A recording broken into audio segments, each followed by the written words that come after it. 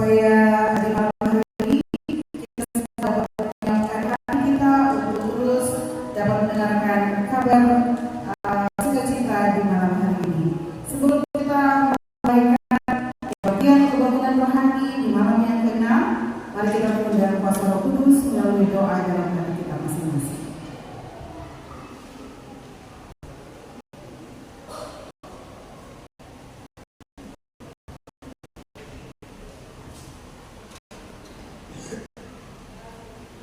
Baik, kami dari depan mengucapkan sekali lagi selamat malam, selamat hari Sabat, selamat datang untuk semua anggota jemaat dari Jemaat Pionirmu dan juga Jemaat Yordan, sekaligus yang terkasih untuk semua tamu-tamu undangan yang sudah hadir dari malam ke malam dan terlebih pada malam yang ke-6 ini.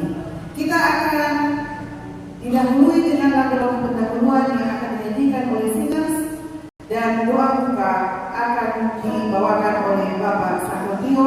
Kami mengundang jemaat berdiri.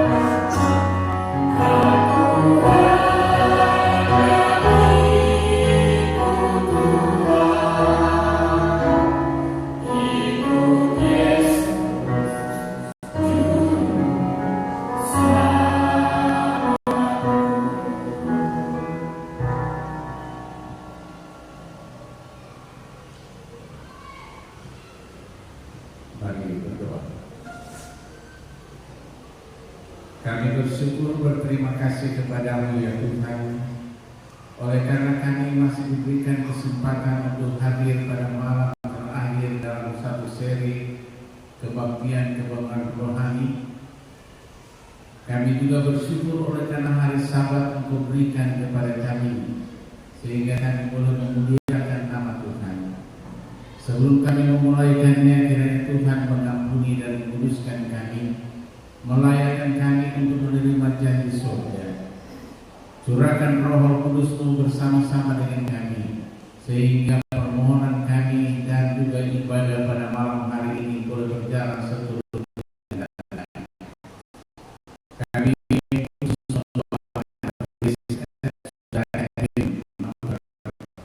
Kiranya Tuhan menggunakan dia sebagai wakil Allah pada malam hari ini, untuk menyatakan dan menyampaikan firman Tuhan, sehingga setiap firman Tuhan yang keluar yang disampaikan pada malam hari ini boleh menjadi bagian dalam kehidupan kami semua.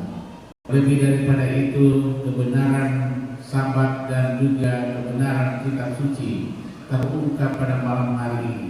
Kami boleh menyerahkan hidup kami sepenuhnya ke dalam tangan Tuhan, dan akhirnya kami boleh dilayakkan untuk mengikuti Tuhan sampai Yesus datang pada kali yang kedua. Kami boleh diangkat dalam kerajaan Bapa di surga bersama juga dengan saudara-saudara kami, sahabat-sahabat rohani yang mungkin masih dalam perjalanan. Malaikat surga berpasukan menyertai mereka supaya mereka boleh tiba dengan selamat dan boleh sama-sama memuliakan nama Tuhan, mendengarkan sabda-Mu pada malam hari ini. Ini doa sembahyang hamba-Mu di dalam nama Yesus Tuhan dan Juru Selamat kami. Amin. Silakan Tuhan.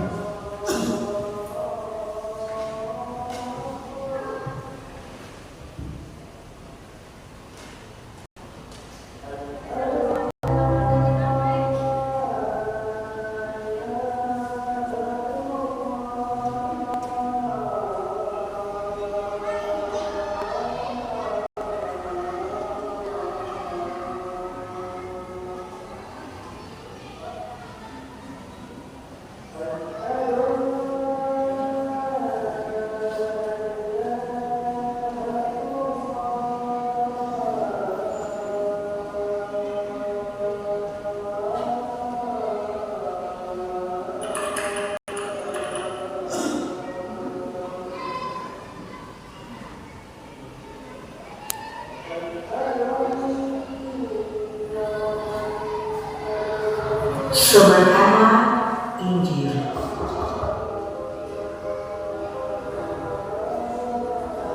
Bagaimana kalau ketika saya membagikan Injil itu merusak hubungan saya?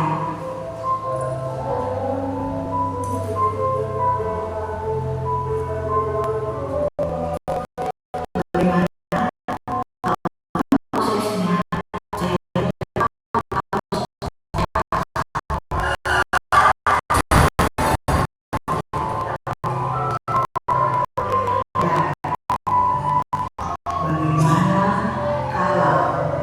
Semuanya sudah terlambat.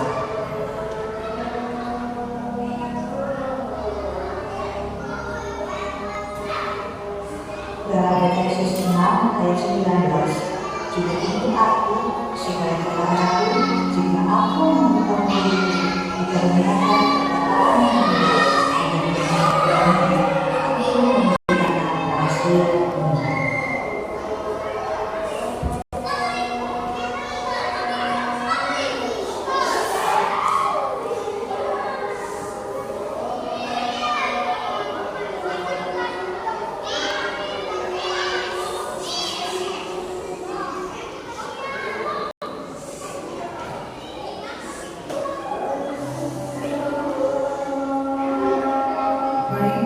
Saudara-saudara, kesimpulan dari video yang kita lihat pada malam ini, kita semua dipanggil Tuhan untuk menjalankan misinya, memberitakan Injil kepada dunia, dan kesempatan yang setiap harinya Tuhan berikan kepada kita melalui nafas kehidupan merupakan tanggung jawab yang tidak boleh disia-siakan.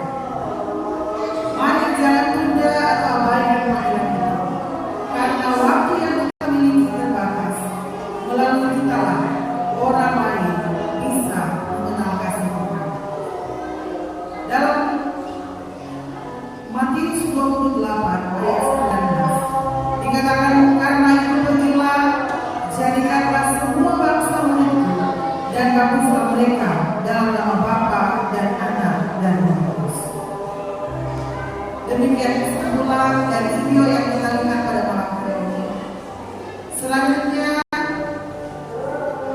kita akan masuk pada lagu-lagu pujian. Ada dua lagu pujian yang akan kita dengarkan di malam hari yang suci ini, dan pastinya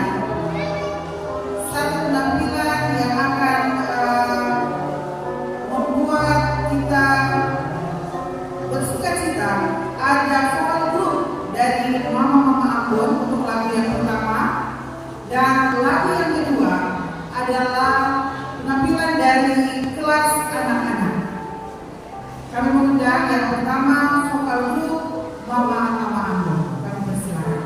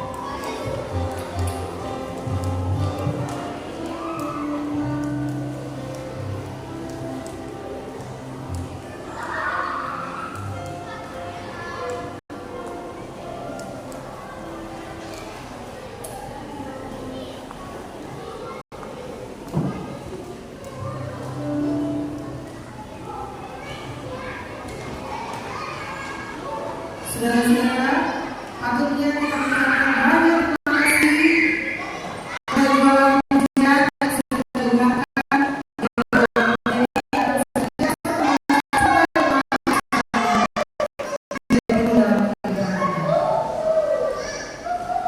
Baik, kami akan memberikan pengumuman yang pertama untuk seluruh anak-anak, mohon jangan ribut ya, harap tenang.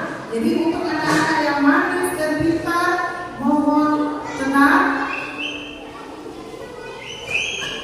Dan pengumuman dari panitia untuk seluruh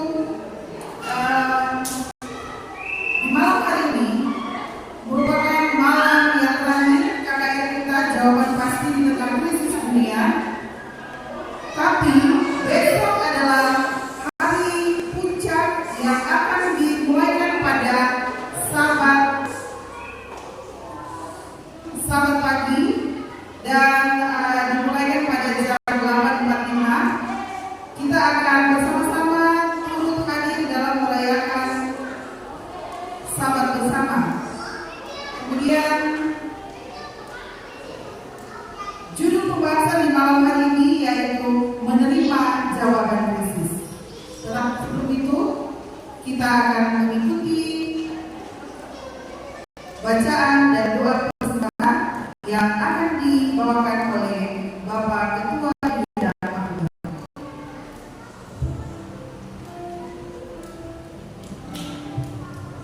Baik, shalom, selamat malam, selamat hari Sabat untuk kita semua. Kita akan memberikan persembahan pada Tuhan. Sebelum itu, mari kita membuka dalam kitab Markus pasal 14 ayatnya yang ketiga. Ketika Yesus berada di Betania di rumah Simon si kusta dan sedang duduk makan, datanglah seorang perempuan membawa suatu buli-buli pualan berisi minyak narmaskum murni yang mahal harganya. Setelah dipecahkannya leher buli-buli itu, dicurahkannya minyak itu ke atas kepala Yesus. Panggilan untuk kita ketika kita mengembalikan persepuluhan dan memberi persembahan kita sekarang ini dan di waktu yang akan datang. Janganlah kita memberi untuk memikirkan apa yang tidak kita gunakan. Marilah kita memberikan yang terbaik yang kita miliki, sebagaimana Tuhan memberi kita yang terbaik dari yang Dia miliki. Mari kita bersatu dalam doa. Tuhan Allah yang berada dalam kerajaan surga, kami kembali memuji membesarkan nama-Mu Tuhan. Di malam hari Sabat Tuhan, dalam penyampaian KKR terakhir di malam yang terakhir, kami akan memberikan persembahan bagi Tuhan. Terimalah persembahan kami Tuhan, biarlah dalam waktu-waktu yang akan datang kami boleh dapat setia memberikan persembahan yang murni bagi Tuhan. Inilah doa dan permohonan kami Tuhan, di dalam nama Yesus kami telah berdoa. Amin.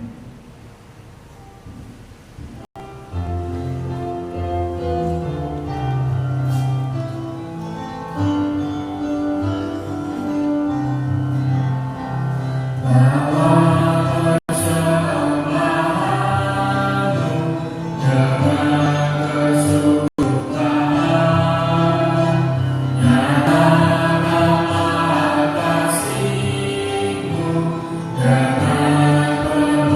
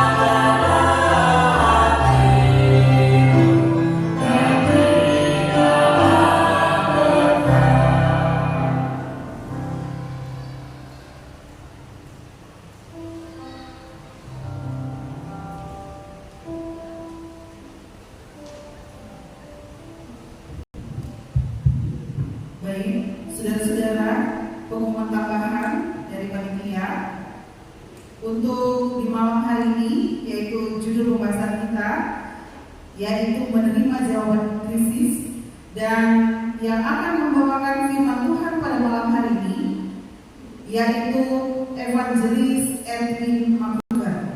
Kami mengundang Evangelis Edwin Makuka, dan yang akan menyematkan kembang kami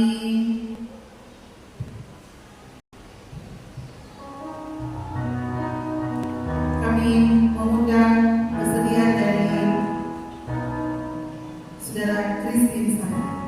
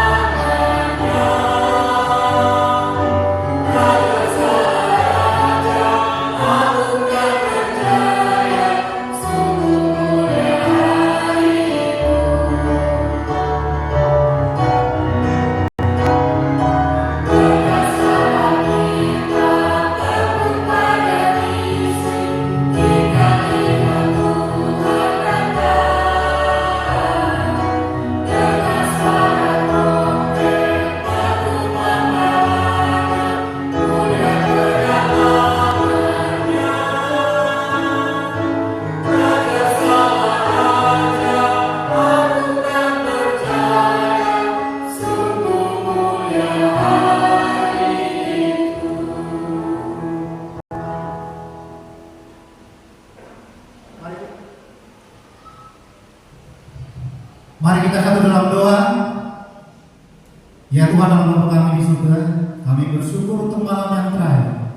Hadirlah di tengah-tengah kami, berbicaralah kepada kami.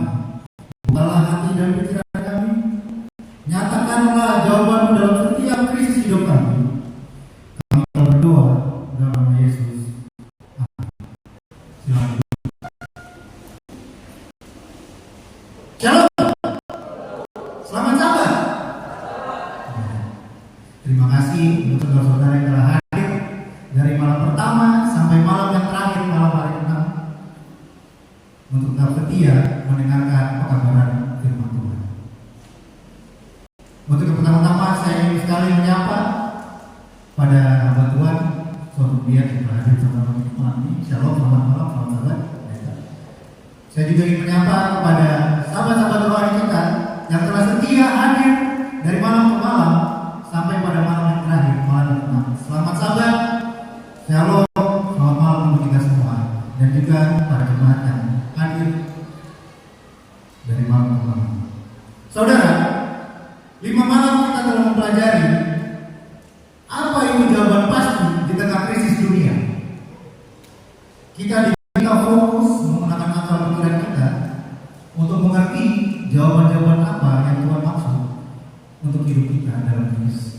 Tapi pada malam yang ke-6 ini tidak hanya fokus pikiran kita, tapi saya minta kita buka hati kita untuk dapat menerima jawaban itu. Jemaat yang dikasihi Tuhan dan seluruh umat Tuhan yang hadir pada malam ini, kita hadir di sini di malam Tuhan PKS kita ini di tahun 2026 yang penuh guncangan. Kita tidak bisa berpura bahwa dunia sedang baik-baik saja. Krisis yang kita bahas pada malam terakhir ini bukan sekedar teori teologis. Itu adalah kenyataan yang kita rasakan dalam hidup kita hari-hari ini. Pikirkanlah apa yang terjadi di halaman depan rumah Anda hari ini. Kita semua merasakan. Saat ini krisis yang kita alami tidak jauh. Kalau kita datang melihat ke pom bensin, krisis yang paling nyata, harga BBM sudah naik juga. Itu akan mengikuti dengan harga barang lainnya. Itu krisis yang paling nampak depan kita semua. Kalau kita ingin membeli gas LPG sudah naik juga. Ini ibu-ibu yang memasak tiap hari. Selain minyak tanah ya tentunya. Krisis global itu telah mengatur dapur kita. Itu menciptakan ketakutan baru. Bagaimana besok? Bagaimana pekerjaan saya? Lalu bagaimana masa depan keluarga saya?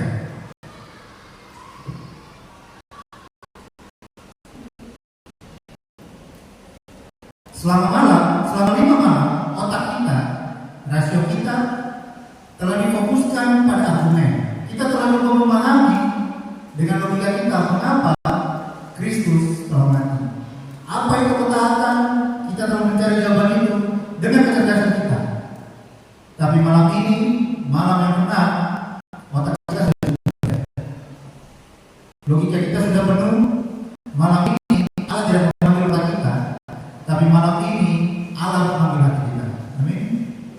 Dia meminta kita untuk meletakkan semua analisa rasional kita sejenak dan mulai menggunakan hati nurani kita, karena kebenaran salib tidak akan pernah sepenuhnya dipahami oleh otak yang terbatas. Itu hanya bisa diterima oleh hati yang terbuka.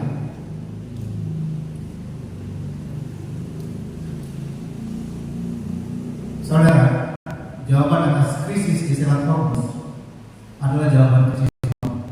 Krisis ekonomi, krisis hati nurani itu tidak bisa diselesaikan oleh kekuatan militer. Itu tidak bisa diselesaikan oleh pemerintah. Jawaban itu ada di hadapan saudara dan saya sekarang. Pikirkanlah keteladanan, ketaatan yang telah kita lihat selama 5 malam dari Kristus yang mengosongkan dirinya, dari Petrus yang telah dipulihkan, dari Zakheus yang bertobat, lalu dari Saulus yang berubah, hingga Rut dan Musa. Semuanya menghadapi krisis. Semuanya harus membuat keputusan yang taat dalam krisis. Tantangan saudara yang nyata. Tantangan kita adalah tantangan sahabat, tantangan pekerjaan, tantangan gaya hidup.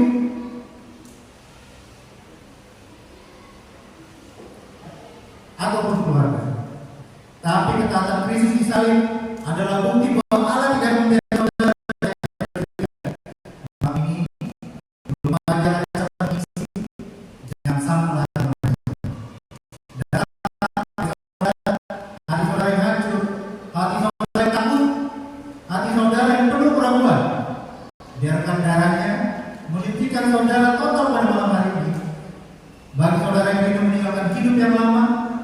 ingin dilahirkan kembali melalui baptisan, surga sedang menunggu jawaban ketaatan saudara. Ambil langkah iman saudara sekarang di malam ini untuk menerima jawaban dalam Kristus. Saudara, untuk menerima jawaban Kristus pada malam hari ini, kita harus memahami bagaimana atau hakikat kita sebagai manusia. Lalu yang kedua, kita harus memahami apa pengorbanan Kristus kepada kita. Dan yang ketiga, setelah pengorbanan Kristus, respon kita sebagai manusia untuk memahami apa itu pengorbanan Kristus.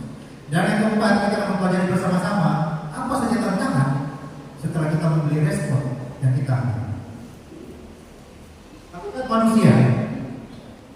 Hakikat manusia dalam kitab suci adalah dosa. Mari kita lihat Roma 3:23. Karena semua orang telah berbuat dosa. Lalu Yohanes 3:4. Dosa adalah pelanggaran hukum Allah. Lalu Yesaya 59 ayat 2. Kesalahanmu lah yang telah memisahkan kamu dari alammu. Hakikat manusia ada dalam saudara pada saat sekarang ini pada malam hari. Hakikat kita adalah dosa. Lalu apa itu dosa? Dosa itu bukan hanya kesalahan moral, tetapi bentuk pemberontakan terhadap otoritas hukum Allah. Lalu hukum Allah itu apa? Hukum Allah merupakan cerminan karakter Allah yang ditujukan kepada saudara dan saya. Kita lagi. Lalu, kalau karakter kita, karakter saya dan saudara adalah dosa, bagaimana kita bisa sama setelah menerima jawaban itu? Saudara, karakter asli manusia yang pertama adalah yang diciptakan dalam gambar dan rupa Allah. Mari kita lihat Kejadian 1 ayat 27. Berfirmanlah Allah, baiklah kita menjadikan manusia menurut gambar dan rupa kita. Maka Allah menciptakan manusia itu menurut gambarnya. Saya melihat saudara dan saudara melihat saya. Saya adalah rupa dan gambar Allah pada saat ini. Tapi itu dulu sebelum kita jatuh dalam dosa. Lalu kita akan lanjut kita melihat karakter kita yang pada sekarang. Karakter manusia yang telah dirusak oleh dosa. Roma 5 ayat 12. Sebab itu sama seperti dosa telah masuk dalam dunia oleh satu orang. Lalu Kejadian 6 ayat 5. Segala kecenderungan hatinya selalu membawakan kejahatan semata-mata. Dosa telah jatuh. Dosa telah masuk dalam dunia oleh satu orang. Satu orang itu siapa? Waktu di Taman Eden yang terlibat dua orang, Adam dan Hawa. Tapi kejadian ini di ayat Roma ini jelaskan bahwa satu orang yang ada, bukan Hawa yang jatuh dalam dosa, tapi Adam yang jatuh dalam dosa. Lalu setelah jatuh dalam dosa, lantas kita mau kemana? Harus ada penebusan. Kenapa ada penebusan? Mari kita lihat tujuan penebusan dan pemulihan karakter asli. Saudara, karakter kita yang berdosa ini harus ada penebusan. 2 Korintus ayat 3:18. Kita diubah menjadi serupa dengan gambarnya. Setelah kita sesuai dengan gambarnya pada penciptaan dan kita jatuh dalam dosa, kita akan diubah kembali menjadi serupa dengan gambarnya. Lalu Efesus 4:4 bilang, manusia baru diciptakan menurut kehendak Allah di dalam kebenaran dan kekudusan yang sesungguhnya. Setelah Anda menerima jawaban pada malam hari ini dan mengambil tindakan, baru boleh dikatakan Anda dalam kebenaran dan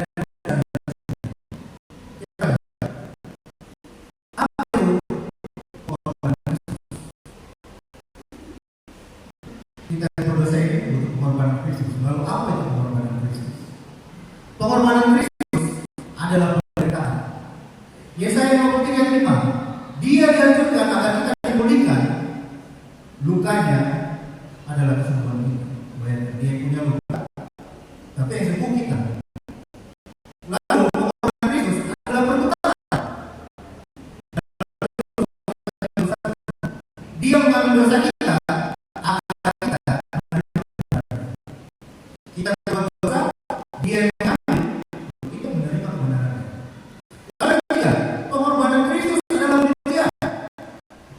Dan Kristus menyucikan hati nurani dari masa lalu yang sia-sia. Itu dalam kitab Ibrani 9 ayat 14. Lalu pengorbanan Kristus yang keempat adalah ketaatan. Ia merendahkan diri dan taat sampai mati di kayu salib. Dalam Filipi 2 ayat 14. Jadi pengorbanan Kristus saudara bukan hanya dasar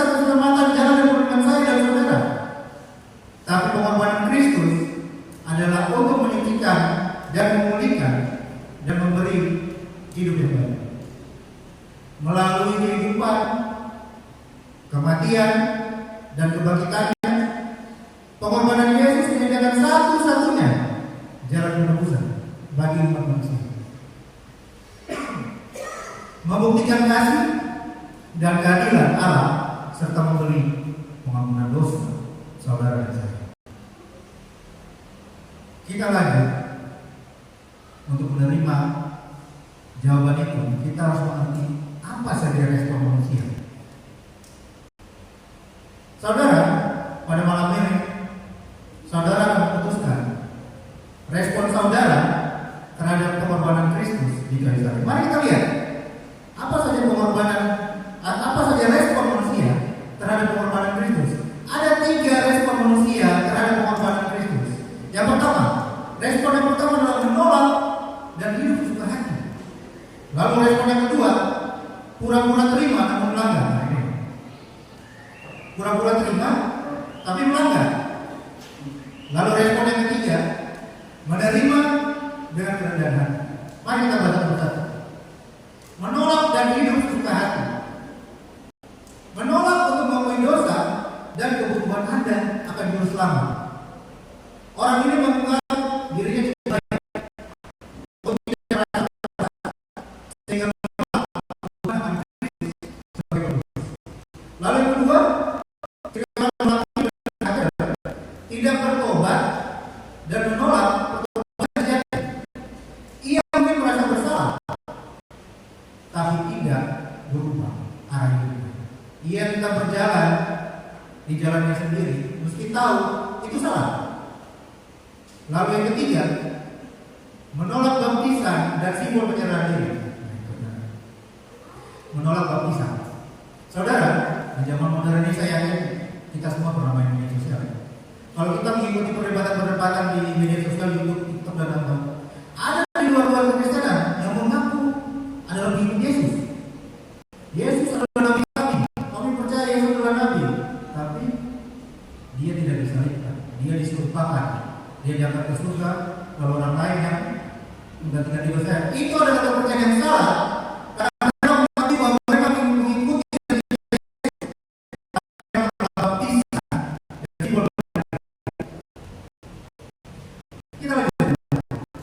hidup dalam pemberontakan terhadap Allah. Orang yang lebih bersuka hati, dia suka hidup dan memberontak terhadap hukum Allah. Kita telah mempelajari di malam berikutnya apa saja 10 hukum Allah. Dan hukum Allah itu, orang yang lebih bersuka hati pasti menolak salah satu atau lebih dari 10 hukum Allah. Orang ini mengabaikan hukum kasih Allah, hidup menurut keinginan sendiri, dan tidak membiarkan Roh Kudus mengutus hidup. Lalu yang kelima, dia menolak hidup untuk Tuhan dan tidak berubah dalam pelayanan. Ini tipe orang yang dia hidup untuk dirinya sendiri, tidak menghasilkan buah-buah roh, dan tidak bersedia untuk melayani sesama atau menyebarkan kasih Kristus. Itu adalah tipe orang yang menolak hidup sesuka hati. Lalu kita yang kedua, tipe respon manusia, yaitu pura-pura terima namun melanggar. Saya tidak ingin kita dari sini keluar pura-pura terima pembaharan firman ini, tapi baru sampai di depan itu saya tak pakai dari saudara. Yang pertama, apa saja orang yang pura-pura terima namun melanggar? Menjaga penampilan luar, tapi hatinya tidak diubahkan. Ia tampak rohani di hadapan orang lain. Dia pergi ke gereja, berbicara tentang Allah, tapi hatinya tidak diserahkan kepada Kristus. Ia tidak membiarkan Roh Kudus bekerja di dalam dirinya. Itu kata Tuhan dalam Matius 15 ayat 8. Lalu yang kedua, tipe orang yang pura-pura terima namun melanggar. Dia beriman secara emosional, tapi bukan secara rohani. Secara emosional keluar dari tempat ini menangis, tapi dia tidak secara rohani. Ia merespon Injil secara dapat. Dengan firman Tuhan di tempat ini, saudara bisa saja menangis keluar dari mata. Ia merasa terharu, mungkin bahkan menangis, tapi tidak bertobat sungguh-sungguh atau berubah dalam tindakan.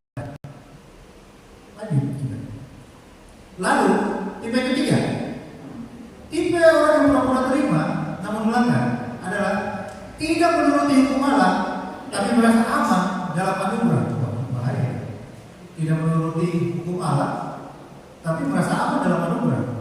Ini orang-orang yang selalu mulutnya mengucapkan kasih Tuhan itu luar biasa, tapi dia tidak menuruti hukum Allah. Ia menyalahgunakan kasih karunia, menganggap karena Yesus telah mati, maka ia bebas melanggar hukum Allah tanpa perbuatan. Lalu yang keempat, orang yang tidak berbuah di dalam hidup yang kudus dan pelayanan.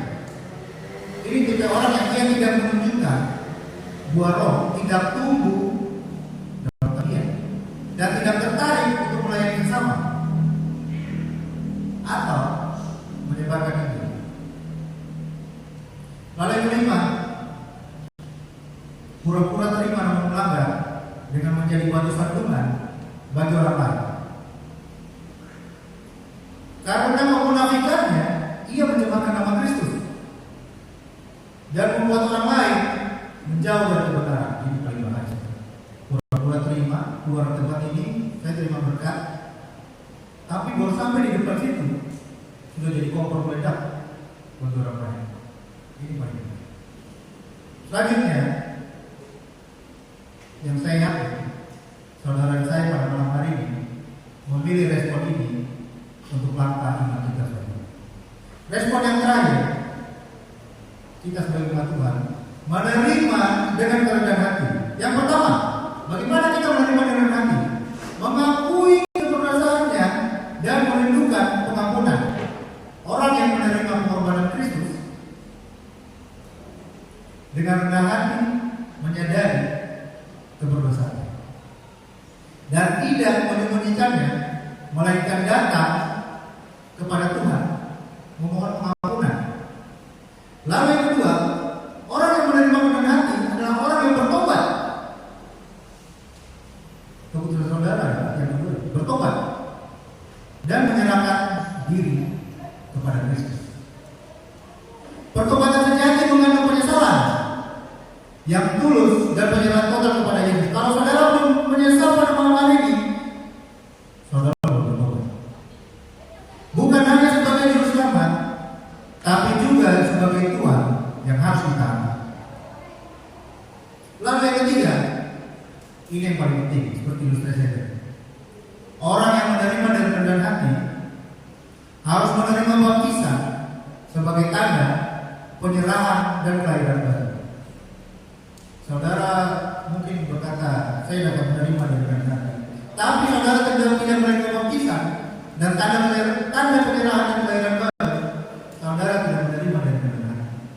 Baptisan adalah pernyataan tegas pada dunia bahwa seseorang bersedia mati terhadap dosa dan memulai hidup baru bersama Kristus. Lalu mengapa pengikut Kristus harus dibaptis? Yang pertama, baptisan adalah perintah Kristus dalam Matius 28 ayat 19-20. Lalu yang kedua, mengapa pengikut Kristus harus dibaptis? Baptisan menghubungkan kita dengan Kristus dan jemaatnya. Lalu yang ketiga, mengapa pengikut Kristus harus dibaptis? Baptisan adalah lambang kematian terhadap dosa dan hidup yang baru. Lalu yang keempat, mengapa pengikut Kristus harus dibaptis? Adalah baptisan menyatakan kesatuan dengan Kristus dan penerimaan Roh Kudus. Lalu yang kelima, mengapa saudara saya harus dibaptis? Baptisan mengikuti pengajaran dan penerimaan akan kebenaran Alkitab. Baptisan dilakukan. Lalu bagaimana baptisan yang benar?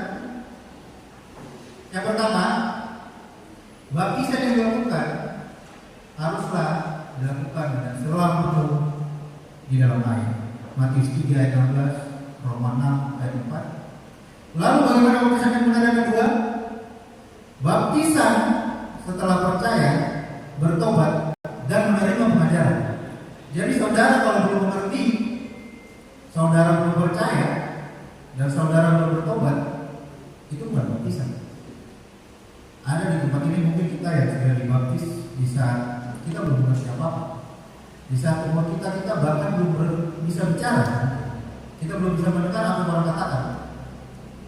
Tapi orang tua kita sudah memutuskan kita dibaptis. Itu tidak masuk dalam syarat apa itu baptisan yang benar. Lalu yang ketiga, bagaimana baptisan yang benar? Baptisan dilakukan dalam nama Allah Tritunggal. Lalu yang keempat, baptisan yang benar adalah baptisan adalah lambang pengampunan dan hidup baru. Baptisan itu lambang pengampunan. Jadi saudara kalau tidak menyesal akan dosa-dosa saudara, saudara tidak diampuni. Karena baptisan adalah lambang pengampunan dan hidup baru. Lalu yang kelima, baptisan yang benar adalah baptisan yang menyatukan dengan tubuh Kristus, yaitu gereja.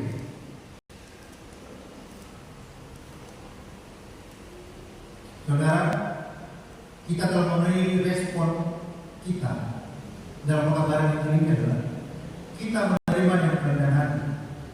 Lalu kita hidup dalam penurutan dipimpin Roh Kudus. Kita merendah hati terus-menerus dan belajar menahati firman serta membiarkan Roh Kudus mengubah tabiat sesuai dengan Allah. Lalu kita menerima dengan kerendahan hati dan berbuat dalam pelayanan dan setia sampai akhir. Saudara, menerima dan kerendahan hati itu harus melayani. Tidak hanya melayani, tapi setia sampai akhir.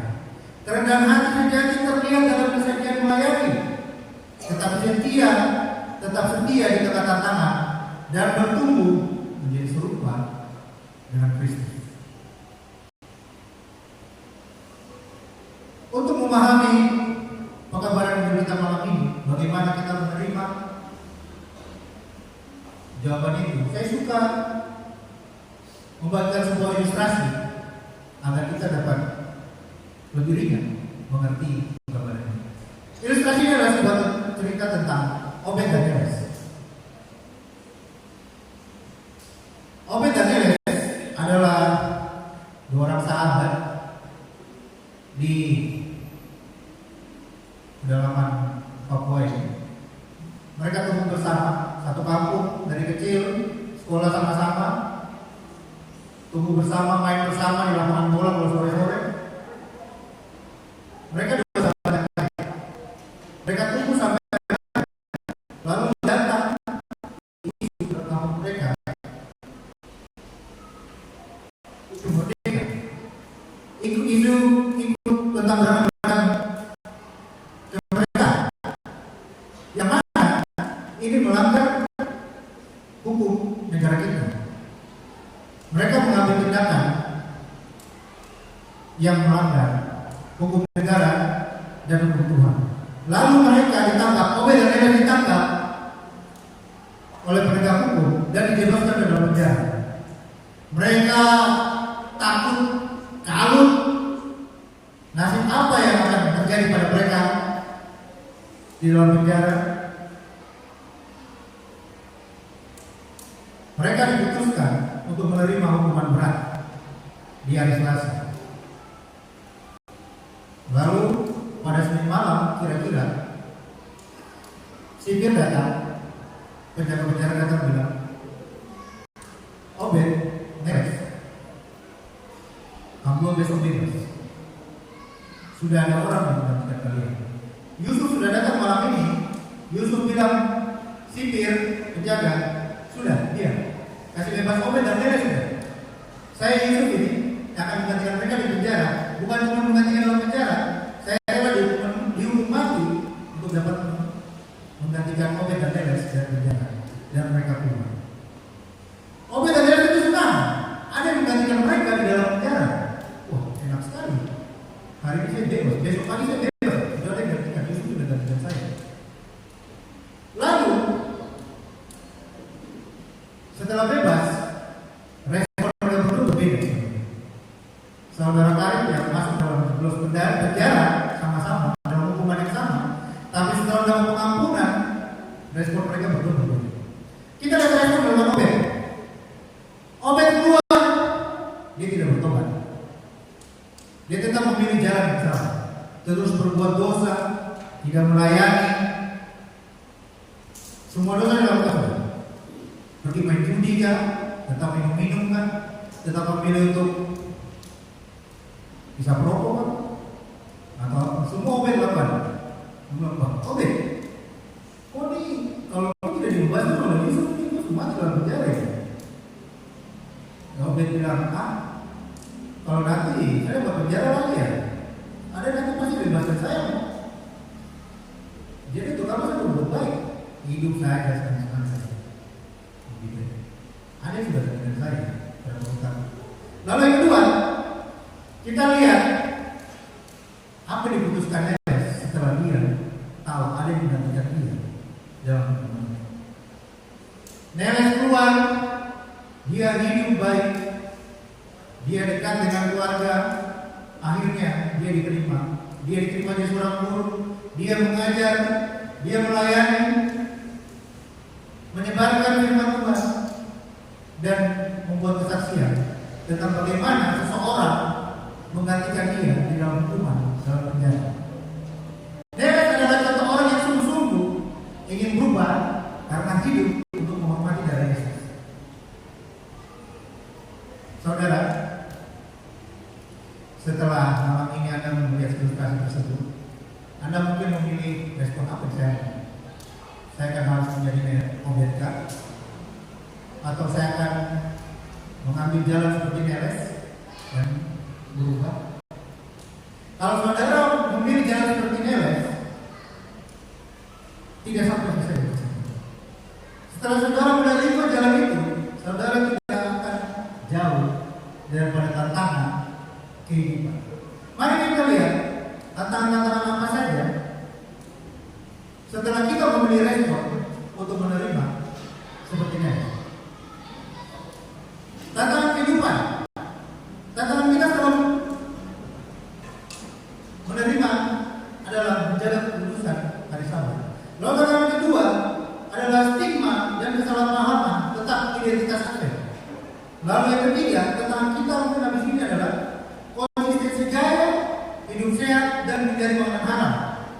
Saudara harus memilih untuk menerima pertobatan itu.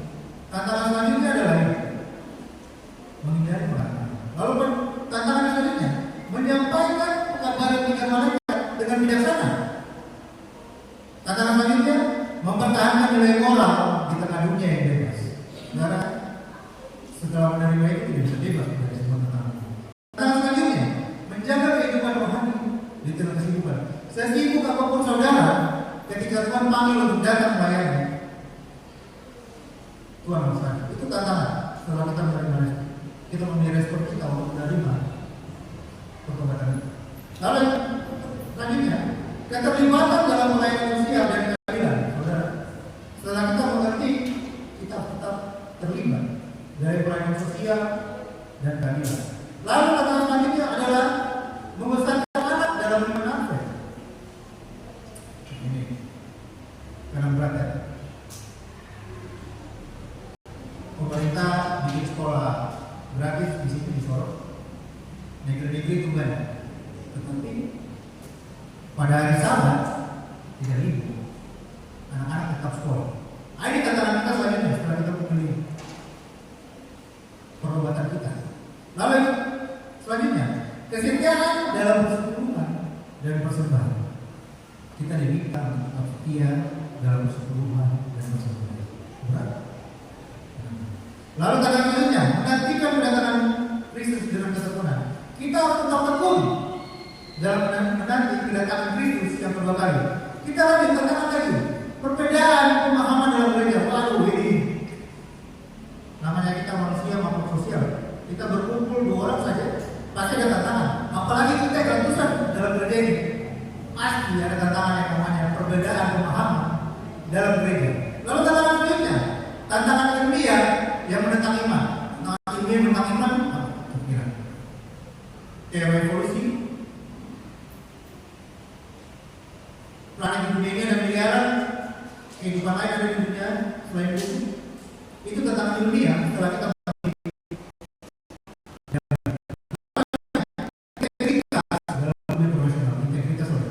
tidak hanya dalam pelayanan kita di gereja. Tapi setelah saudara keluar, saudara kembali ke perjalanan saudara, saudara kembali ke usaha saudara, saudara berjualan atau bekerja, apapun pekerjaan saudara saudara tetap diminta untuk tetap berintegritas dalam dunia profesional. Jaga kepercayaan untuk membuktikan bahwa saudara sudah bertobat dan memilih Yesus untuk memimpin hidup saudara. Lalu yang selanjutnya, kita lihat tantangan selanjutnya adalah kesaksian dalam keluarga yang tidak sepaham. Mungkin ada 50% di antara kita di tempat ini dalam keluarganya itu tidak sepaham. Itu tantangan kita. Lalu tantangan selanjutnya, godaan dunia digital dan hiburan. Nah, ini kita sampai di anak yang umur berapa bulan? Kalau tangan sudah bisa pegang HP begitu umur berapa bulan? 6 bulan sudah bisa pegang dunia digital dan hiburan. HP itu dunia digital dan hiburan. Lalu konten-konten apa saja yang ada dalam HP itu? Wah, bebas saudara. Kita tidak bisa filter konten apa saja dalam dunia hiburan. Itu tantangan kita dalam kehidupan ini. Lalu tantangan selanjutnya, kita lihat menghindari konsumerisme dan materialisme. Setelah kita memilih, kita harus menghindari konsumerisme. Sekalipun saudara punya berkat yang melimpah, tapi mengikut jalan Yesus. Kita tidak diminta untuk jadi orang yang foya-foya, konsumerisme. Sampai saya dukung. Itu adalah tantangan yang berat. Materialisme, kita sering pamer materi kita. Saudara, itu tantangan yang tidak pernah kita sadari, tapi kita sudah melakukannya. Lalu tantangan selanjutnya, minimnya pemuridan dan pendampingan. Kita tidak pernah mengajar, kita tidak pernah bersaksi, dan kita tidak pernah mendampingan. Kita tidak pernah melakukan pendampingan kepada jiwa-jiwa. Lalu menjaga relevansi produk. Kita tetap menjaga relevansi produk. Lalu tantangan selanjutnya, kehilangan identitas gereja. Lalu yang selanjutnya, keterbatasan akses terhadap fasilitas gereja di daerah terpencil. Ketika kejadian kemarin di Tambak yang sampai korban jiwa, terpaksa bantuan yang melayani di sana harus kembali di Sorong dan datang di Sorong sampai situasi aman. Ini tantangan mereka, keterbatasan akses, jalan tidak aman. Bagaimana mereka mau melayani? Inilah tantangan mereka, tantangan kita. Lalu tantangan lainnya, keteladanan yang buruk dari pemimpin gereja. Saudara, lihat setelah saudara telah memilih pengorbanan Kristus dalam hidup kita, keteladanan yang buruk dalam pemimpin gereja, itulah tantangan kita saja. Kita memilih. Lalu selanjutnya, ketergantungan terhadap teknologi, perbedaan budaya dan suku dalam gereja. Tantangan kita juga itu, perbedaan suku dalam gereja. Setelah kita menerima pertobatan kita, lalu kita pergi dan saya pergi dulu di sana boleh, nanti saya suka dengan saya. Saya pergi gosip dia. Ini tantangannya, saudara setelah menerima pertobatan ini. Jangan. Dan tantangan selanjutnya, kurangnya semangat misi dan evangelisme. Lalu tantangan pergaulan sekuler. Tantangan pergaulan sekuler adalah tantangannya dalam masa sekarang sudah tidak bisa dihindari. Apa yang kita sebut dengan pergaulan bebas. Ini adalah tantangan setelah saudara memilih untuk menerima pertobatan Kristus. Selanjutnya, bukan cuma kita pada malam ini, tapi murid-murid sejak awal kebangkitan Yesus, dia itu sudah dikatakan kepada mereka. Mereka sudah menerima tantangan itu. Tantangan apa saja? Yang pertama, pekerjaan dan sumber penghasilan. Murid-murid meninggalkan pekerjaan mereka, meninggalkan sumber penghasilan mereka yang itu nelayan, pedagang. Mereka tinggalkan untuk menyebarkan pekabaran baik ini. Lalu tantangan yang kedua, warga dimanapun mereka tinggalkan. Mereka menyebar kemana saja untuk mengabarkan pekabaran ini. Lalu tantangan yang ketiga, kenyamanan dan keamanan hidup. Kalau sudah ini, kenyamanan apa yang mereka dapat? Mereka pergi berjalan ke suatu kota, tempat yang mereka tidak tahu sampai sana mereka mau tidur di mana, sudah dapat tempat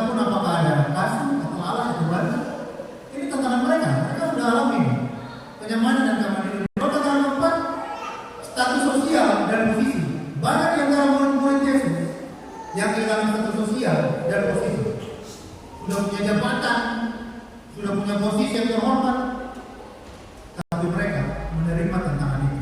Mereka kehilangan semuanya. Lalu yang kelima, kehidupan lama dan dosa. Tantangan mereka pun mereka meninggalkan kehidupan yang lama dan juga mereka meninggalkan dosa. Lalu yang keenam, tantangan mereka adalah tentang rencana dan ambisi pribadi. Rencana dan ambisi pribadi itu ditinggalkan. Kita telah tahu sendiri. Dia tinggalkan untuk mengabarkan apa yang kita kabarkan. Saudara, dalam Yohanes 3 ayat 3 mengatakan, manusia tidak hanya perlu dibantu, mereka perlu dilahirkan kembali. Jadi kita tidak hanya perlu dibantu, kita berdoa tiap hari meminta bantu, tapi itu tidak cukup. Yohanes 3 bilang manusia tidak hanya perlu dibantu, anak kita tiap hari berdoa minta bantuan, tapi itu tidak cukup. Mereka, saudara dan saya, perlu dilahirkan kembali.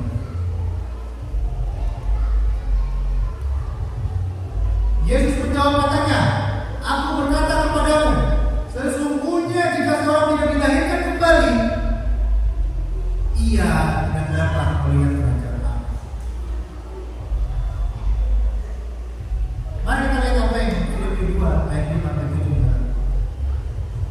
Hendaklah kamu dalam hidupmu bersama menaruh pikiran dan perasaan yang terdapat juga di dalam Kristus.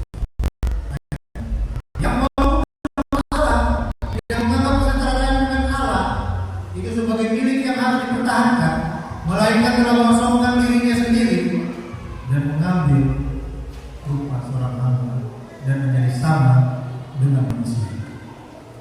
Saudara, jawaban pasti dalam menghadapi krisis ini hanya akan ditemukan di dalam Kristus.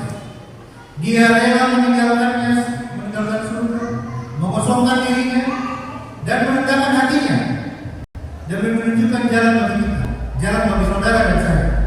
Dia memanggil kita bukan hanya untuk percaya, tapi untuk meninggalkan segalanya dan menerima hidup yang sejati bersama Dia. Saudara,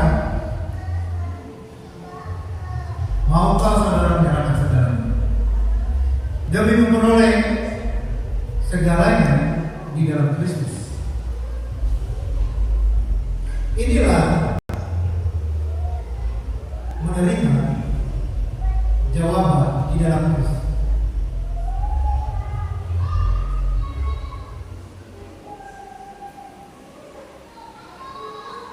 Saudara yang kasih Tuhan, kita telah tiba pada akhir pengabaran firman Tuhan kita malam hari ini.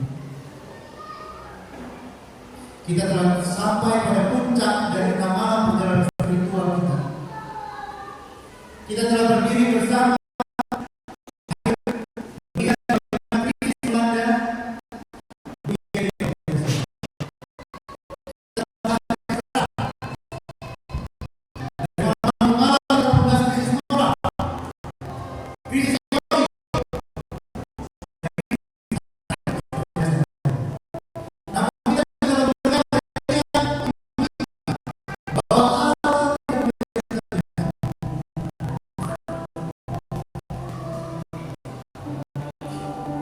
dia telah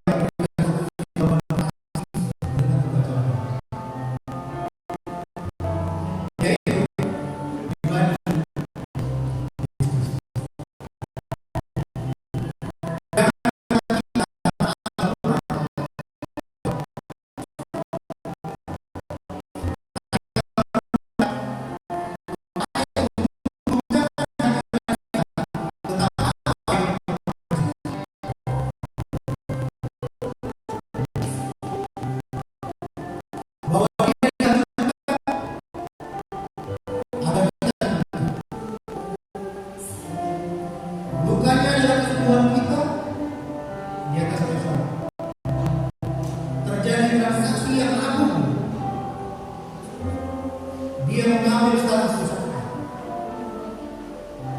agar kita menerima status kebenaran. Di salib itu telah terjadi krisis terbesar dalam sejarah manusia.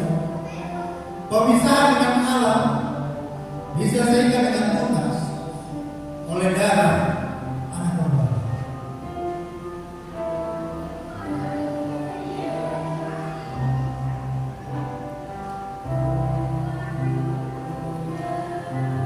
Kasih dalam itu menuntut sebuah respon dari kita, sebuah respon dari saya dan saudara.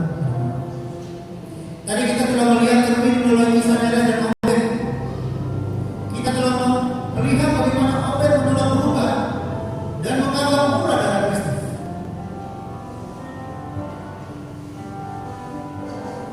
Namun kita juga melihat teladan yang dilakukan oleh Neres yang tidak ingin pengampunannya sia-sia. Dia memilih hidup yang baru. Neres memilih hidup taat.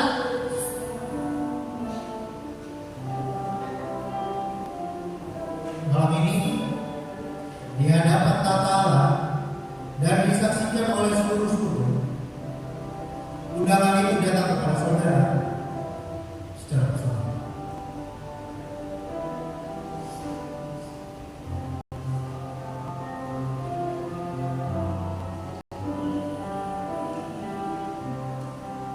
Saya tahu saat ini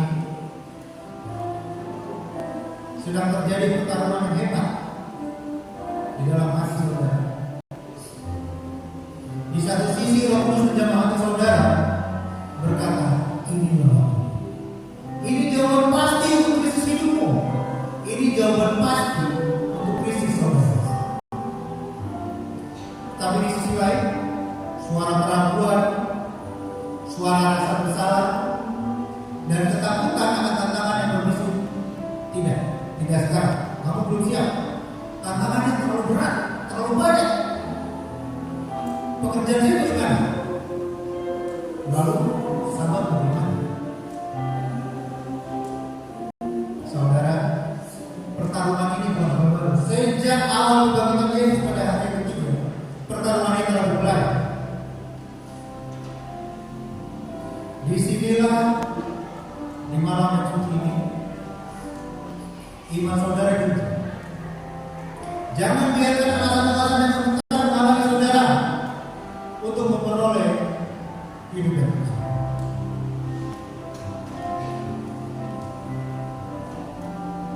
Pikirkan hal itu. Seorang murid yang begitu dekat dengan Yesus, yang pernah berkata akan mati bersama-sama dengan Yesus.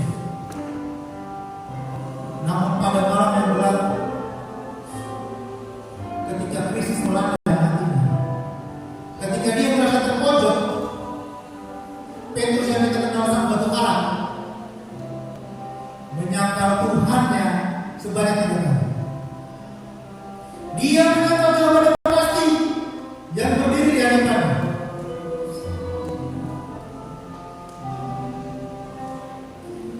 Malam ini kita berdiri di hadapan hari Sabat.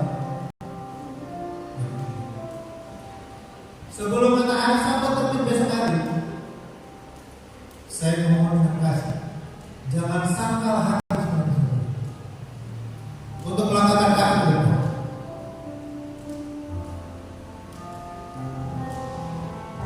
Jangan biarkan ayam berkokok di fajar besok menjadi saksi bahwa malam ini saudari kembali menyangkal panggilan Kristus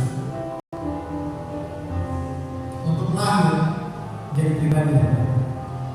Petrus menyangkal Yesus sebelum fajar, tetapi Kristus tidak membiarkan Petrus binasa. Kristus memulihkannya. Kristus ingin memulihkan saudara juga malam ini.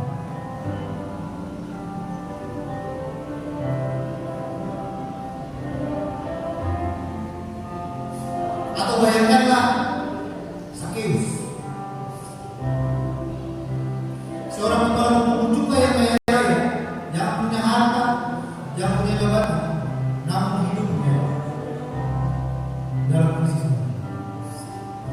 dia tahu bertemu dengan Yesus akan menuntut hidup dia berubah drastis.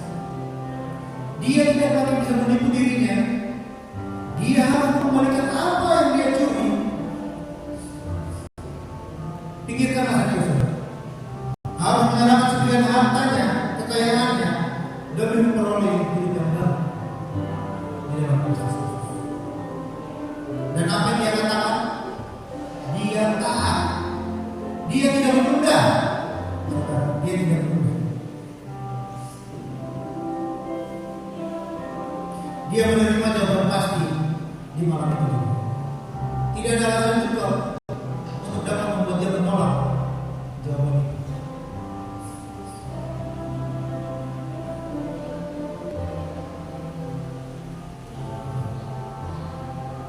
Tantangan yang saudara pikirkan, apakah itu masalah hari Sabat, masalah pekerjaan, masalah gaya hidup, atau apa? Masalah keluarga? Itu memang semuanya. Kristus tidak pernah berjanji hidup dia. Tapi ketaatan Kristus di kayu salib adalah bukti bahwa Allah tidak akan membiarkan kita berjalan. Malam ini, mari kita kuatkan hati nurani kita dengan melihat saksi awal-awal yang begitu banyak. Lihatlah Saulus dari Tarsus, seorang Farisi, seorang yang angkuh, seorang yang membenci pengikut Kristus. Saat krisis menemuinya di jalan menuju Damsyik yang kita kenal oleh kota Damaskus, dia tidak bisa lagi mengelak. Dia menjadi buta secara fisik, tapi hatinya terbuka untuk melihat kebenaran. Saulus harus menyerahkan statusnya, reputasinya, dan hidupnya. Apakah tantangan itu mudah bagi Saulus? Tentu tidak. Tapi dia taat, dan sekali lagi dia tidak berubah. Panggilan itu datang di malam itu, dan dia tidak menunda. Dia sambut panggilan. Dia memberikan dirinya untuk dibaptis, dan hidupnya berubah total menjadi rasul yang agung. Apakah saudara siap menyerahkan status kebenaran demi status baru sebagai anak Allah? Lihat Marut, seorang wanita Moab yang asing, yang krisis datangnya kepadanya melalui kematian suami dan perempuannya. Dia tidak saja memilih untuk tinggal bersama dengan. Kembali ke dewa-dewa bangsa Moab. Namun Rut melihat Allah yang hidup di dalam Naomi. Pikirkan, Rut harus meninggalkan tanah airnya, keluarganya, dan apa dia katakan? Kemana kau pergi? Ke situ aku pergi.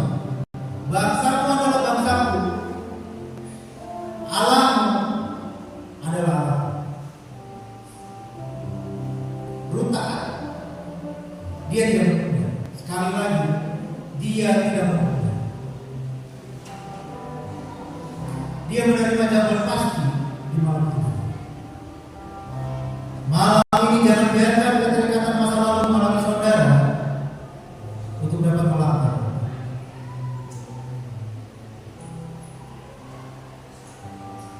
Pikirkanlah Musa. Dia dibesarkan di istana Firaun sebagai seorang pangeran. Dia memiliki segala kekuasaan, kekayaan, kemuliaan. Namun ketika krisis datang dan Allah memanggilnya untuk memimpin umat-umatnya keluar dari tanah Mesir, Musa harus mengambil keputusan bersama. Dia harus menyerahkan statusnya sebagai seorang pangeran Mesir.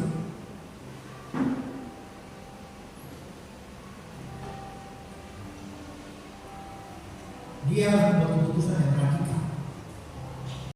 Dia harus menyerahkan segalanya. Alkitab berkata, Musa lebih suka menderita secara bersama umat Allah daripada untuk sementara waktu menikmati kesenangan dosa. Musa taat. Sekali lagi, Musa tidak menunda. Dia menerima kabar pasti malam itu juga. Malam ini, jangan kesenangan sementara dosa menghalang saudara untuk dapat memperoleh keselamatan.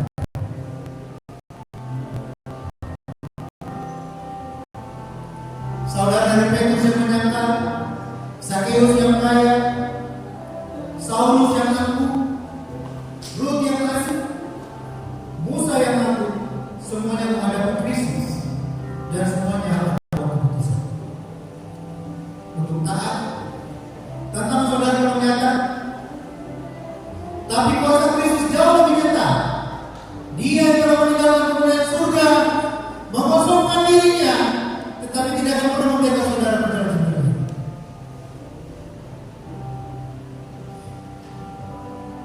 Sebab itu, dengan segala kerendahan hati dan kasih Tuhan, saya memanggil yang pertama, bagi saudara yang selama ini bergumul seperti Nenes, yang tahu saudara berdosa, saudara rindu mengalami kemuliaan hati, yang pertama, saudara yang rindu menikmati kehidupan dan ingin belajar kembali melalui baptisan untuk menjadi murid Yesus yang setia. Ambillah keputusan ketaatan itu dimana. Lalu yang kedua, bagi saudara yang mungkin sudah menjadi seperti Obed, yang selama ini pergi ke gereja, tapi hatinya tidak berubah, menganggap baptisan adalah masa lalu sebagai formalitas, tanpa perbuatan yang sungguh-sungguh. Malam ini saudara, Tuhan memberikan kesempatan kedua untuk saudara untuk datang dan terus berkomitmen untuk tidak lagi menghancurkan karakter yang luar biasa. Biarkan diri saudara lahir baru secara rohani di malam ini. Dan yang ketiga, bagi saudara yang masih ragu untuk memikirkan tantangan-tantangan sahabat, pekerjaan, gaya hidup, atau keluarga, ingatlah kata Kristus, Petrus, Zakeus, Saulus, Rut dan Musa. Kalau mereka bisa taat, saudara juga bisa taat.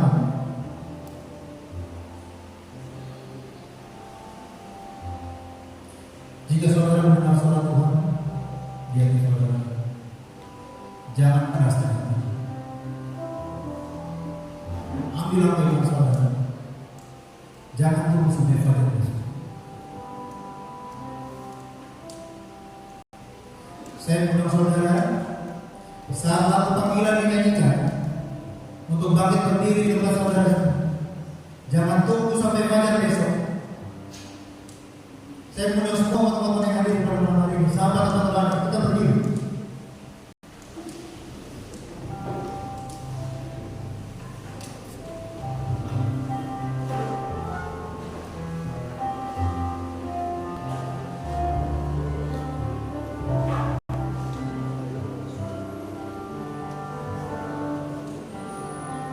Jangan tahan kami saudara, berjalanlah ke depan kembali ini di hadapan salibnya.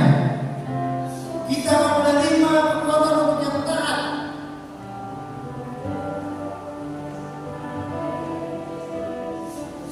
Bagi saudara yang bersedia,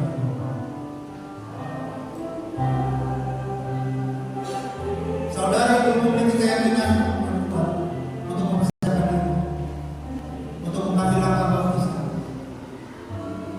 saya juga mengundang saudara untuk berdiri dan maju ke depan. Kami akan mendoakan saudara secara khusus pada malam hari ini.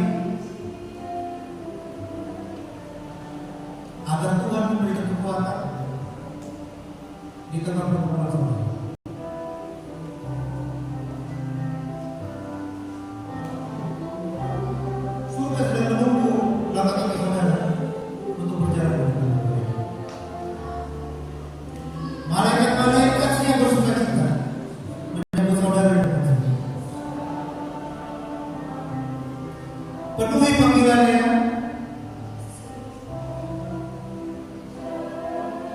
mari saudara, datang kepada. Sekarang jangan tunda.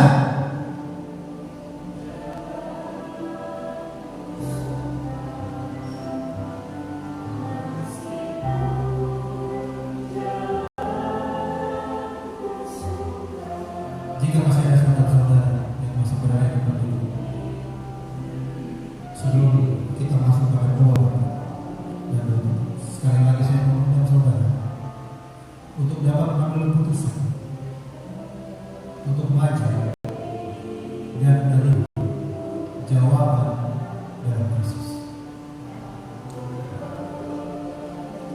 Krisis di depan mata kita semua. Pada malam hari ini, saudara memutuskan untuk menerima jawaban krisis. Saudara telah memilih respon saudara tentang pengorbanan Yesus di Kristus. Jangan tahan hati saudara, jangan keraskan hati saudara. Sekali lagi saya mohon, bagi yang berkumpul pada malam hari untuk mengambil keputusan, mengambil langkah pertama, lalu biarkan Roh Kudus menuntun langkah selanjutnya ke depan kita.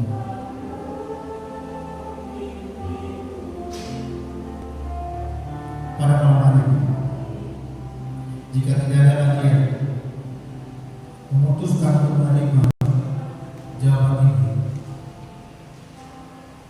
maka dari itu saya undang hamba Tuhan, pendeta satu pihak untuk datang membawa doa berkah dan doa tutup untuk malam kayak kita. Yang berkah.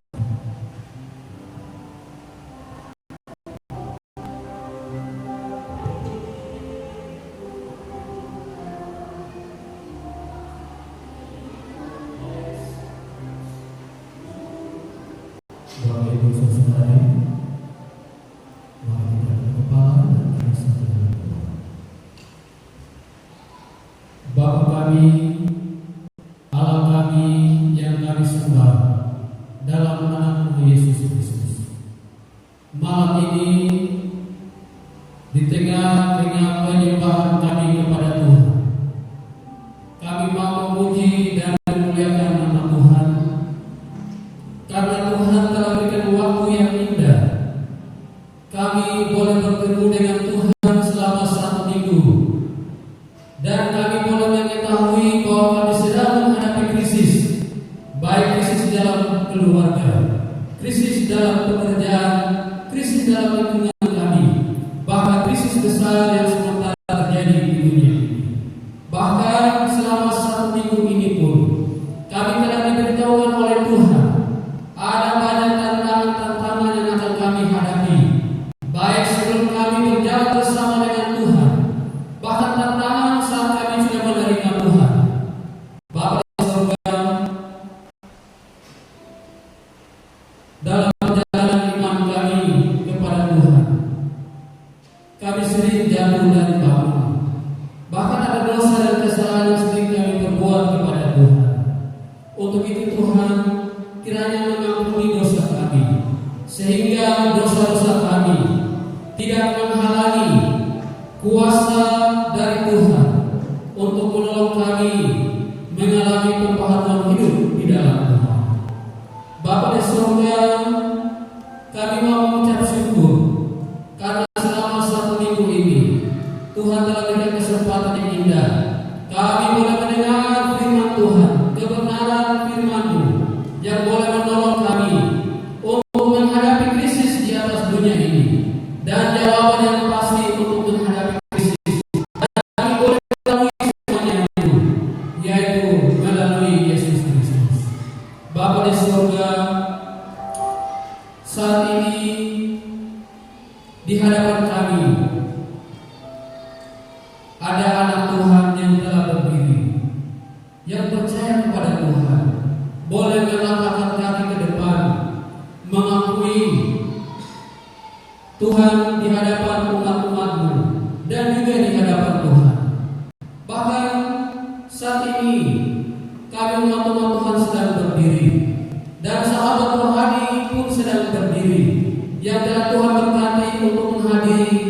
KKR, jawaban pasti di tengah krisis dunia. Mungkin kami saat ini masih berat untuk melangkahkan kaki untuk mengakui Yesus sebagai Juru Selamat. Namun kami percaya firman yang sudah kami dengar itu akan menuntun kami untuk benar-benar akan melangkah, baik di malam ini saat hambamu sedang berdoa, bahkan di waktu-waktu yang Tuhan tentukan saat kami mengambil keputusan. Itulah keselamatan yang kami sudah miliki di dalam Tuhan. Bapa di surga, malam ini kami bersyukur hambamu evangelis Bapak Edwin Makuker yang telah Tuhan berkati sehingga boleh menjadi saluran berkat untuk menyampaikan pekabaran untuk kami seluruh sahabat rohani dan umat-umat Tuhan. Dan biarlah Tuhan memberkati hambamu secara pribadi, memberkati istri dan anak-anak. Biarlah Tuhan pakai keluarga ini dalam kehidupan untuk pelayanan, bahkan menjadi berkat bagi banyak orang.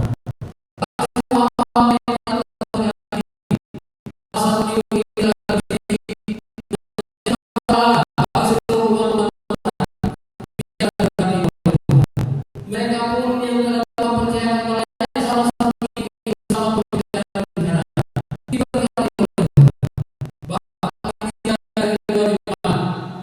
Yordan dan yang memberkati bersama-sama melayani dengan Tuhan.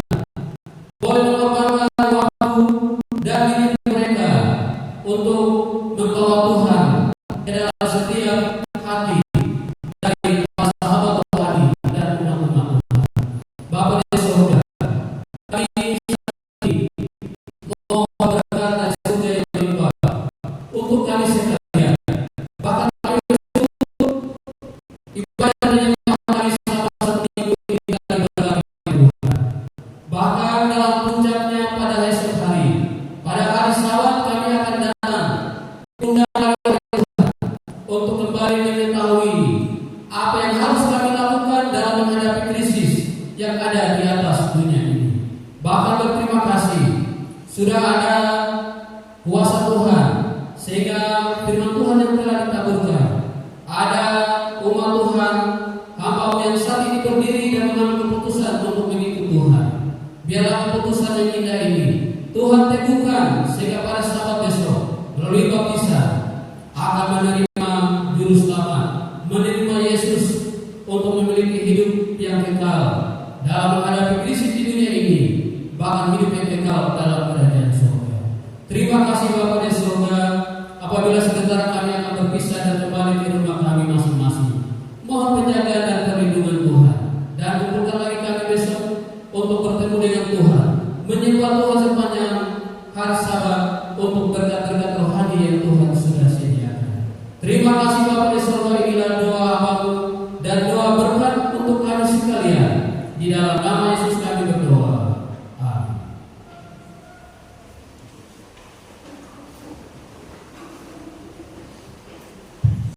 Baiklah saudara dan terkasih dalam Tuhan, inilah akhir dari perjalanan terkait kita tentang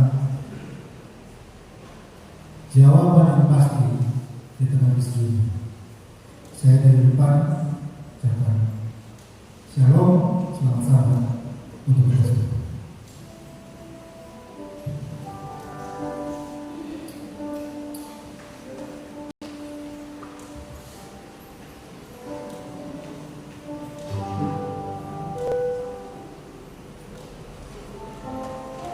Saudara-saudara, tentunya kita sekarang mengucapkan banyak terima kasih. Yang pertama pada pemerintah sekalian yang sudah membentuk acara pada malam hari ini dalam doa berkat, dan pastinya ucapan terima kasih yang besar kepada Evangelis Edwin Makuker yang sudah menentangkan firman Tuhan pada malam hari ini. Biarlah kiranya dari yang telah kita dengarkan bersama itu akan memberikan petunjuk dalam kehidupan kita.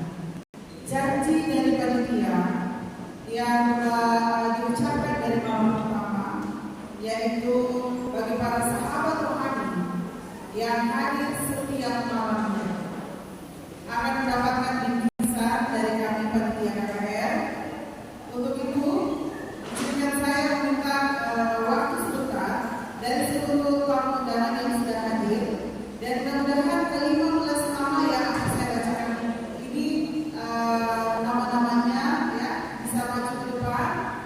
dan kami akan mengundang panitia untuk bersama-sama dengan kami yang berada di depan.